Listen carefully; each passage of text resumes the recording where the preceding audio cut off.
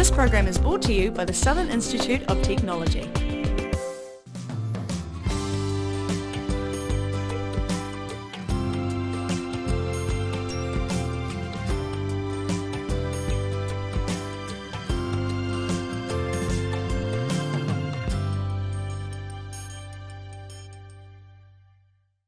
In this incredible Cromwell environment, we find Georgie's cousin Tom Pinkney running a successful vineyard on Northburn Station, with the help of viticulturist Shane Livingstone.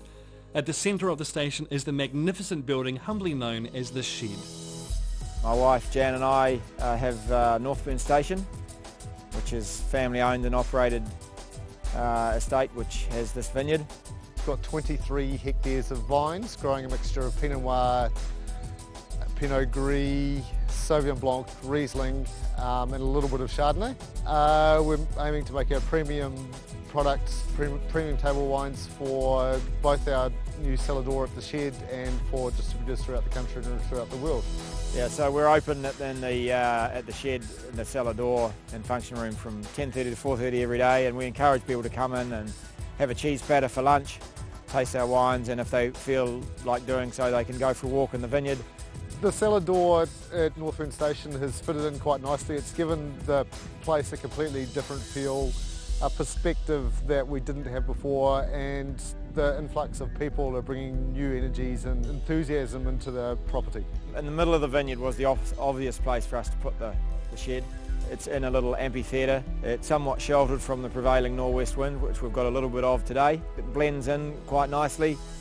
We've built it in a fashion which mirrors historic Central Otago stone buildings. It really fits in with the Central Otago historic building concepts. Having the shed here is fantastic because it means for somebody in my position where we're out growing and being amongst the vines all the time, we can relate with customers that come in and tourists and that sort of thing. And we can share a glass of wine with them and learn of their experiences and what they think of the wine. And it helps us in coming back into the vineyard as to what we're trying to do to make things better for them. We became part of Sustainable Wine Growing New Zealand and became a registered sustainable vineyard. But the next logical step from there is to become organic and perhaps in the future even biodynamic. So we're now into our first year of the conversion process of being an organic vineyard. Those people that have a much better palate than me tell me that we will make better wine. I'm sure we will, and that's the first and foremost reason for going into organics. A second reason is that is the way the world is going in terms of being environmentally friendly, and so that's certainly where we want to be. For a wine to truly show its potential is in the place that it's grown. We believe that an organically grown wine without the use of too many artificial inputs is the best expression of that wine. Yeah, one of the reasons we don't have such disease pressure is that in Central Otago generally, and here in particular, we're a very continental climate. There's a place on the station here has been identified on Google Earth as far inland as you can get in New Zealand. Throughout the summer we have a very hot, dry climate that allows us to fully ripen grapes to maturity to produce a distinctive bottle of wine. For me, the essence of what we're doing comes through in the final glass of wine, and at the end of the day, if we can sit down and enjoy a very good glass of wine from this vineyard, then we've done our job properly. We get the idea of how good it's going to be just before harvest when we're wandering around tasting the berries and looking at those sort of things. When we first got consent to do this building about, as I say, 6 or 7 years ago, we knew that this was the place we were going to do it, and we had this little gully that we're standing in to work with, and so we didn't want to reshape it. We wanted to utilise it as it is. And so we think we've done that. We've just added this pond and haven't done too much in the way of earthworks other than that. So when we built the building had to sit comfortably in that little space which we had. It's quite a big building, but it's a relatively small space. So we've had to be fairly efficient with the angles of the building and how it sits in that little area to maximise the use of the area, the lawn areas outside, not to mention the boring old car park, all that sort of thing that you have to do. Jan and I felt we had the concept of how we wanted this area to look and feel pretty well nailed down, but we just definitely needed some finishing touches from a professional, and we got Georgie P Design from Wanaka to come along and help us, and she helped with some of the layout of the paths and the bunds near the car park. They wanted some assistance in just helping design the shed into the landscape. We're pretty lucky because, I mean, a lot of what you see was already there, the grapes, the pond, and of course the magnificent backdrop.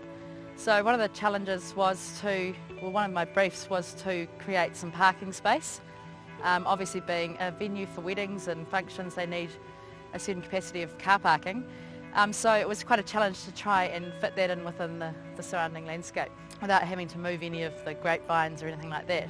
We've done some bund work between the car park and the shed itself, just to try and shelter the shed from the car park, so the car park's not right in view. So this meant digging down for the parking area, and we retained this with a boulder wall which was from local stone. It's quite neat because it nestles it down a wee bit, and when you actually get to the car park you don't really see what's in front of the shed till you walk around behind the berms and behind the willow trees. And this was an advantage because it allowed us to sit down in the landscape rather than the car parking being too dominant a feature of the landscape.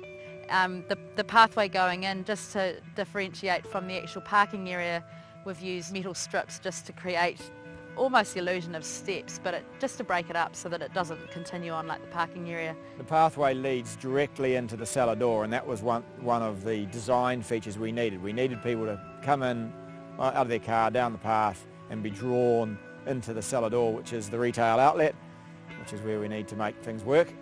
With the landscaping, we were trying to make it functional and have all the elements we needed, but we really don't want them to stand out from the existing landscape.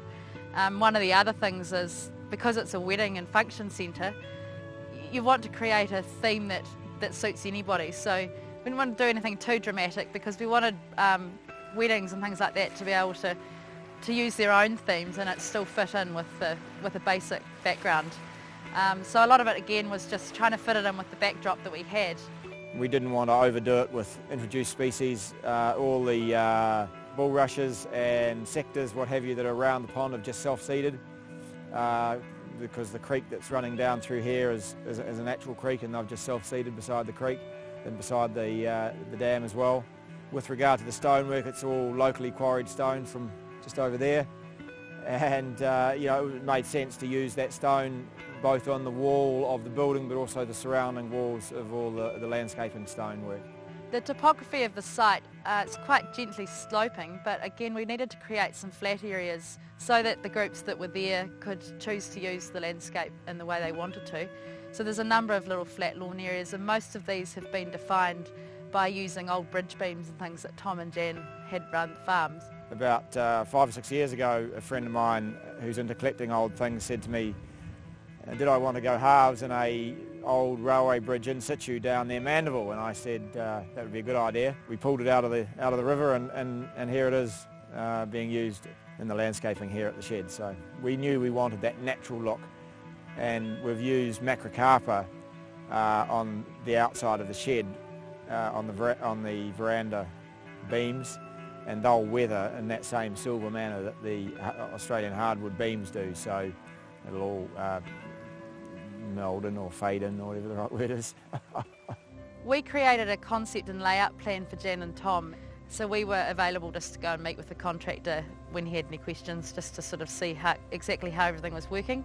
Jan and Tom then, because they've got enough sort of gardening knowledge of their own, they took the plan on and they used our contractors and met with them and just helped make some of the final little tweaking decisions. So our role was more in creating the concept for them, general layout, and it just, the whole thing evolved really well with their input, and fantastic to see it all coming together as we'd envisaged. Yeah, from a design perspective, when I think about what we started with and what we have now finished with, it's very difficult because we were here right at the start.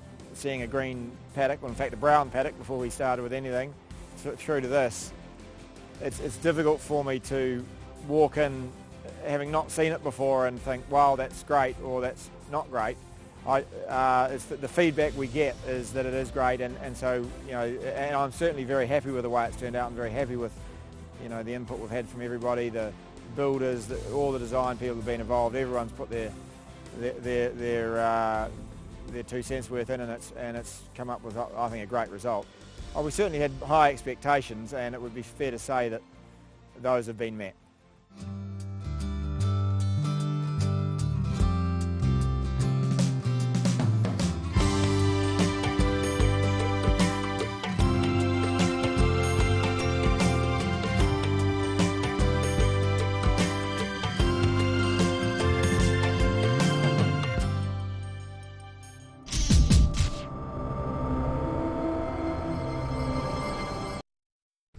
This program has been brought to you by the Southern Institute of Technology.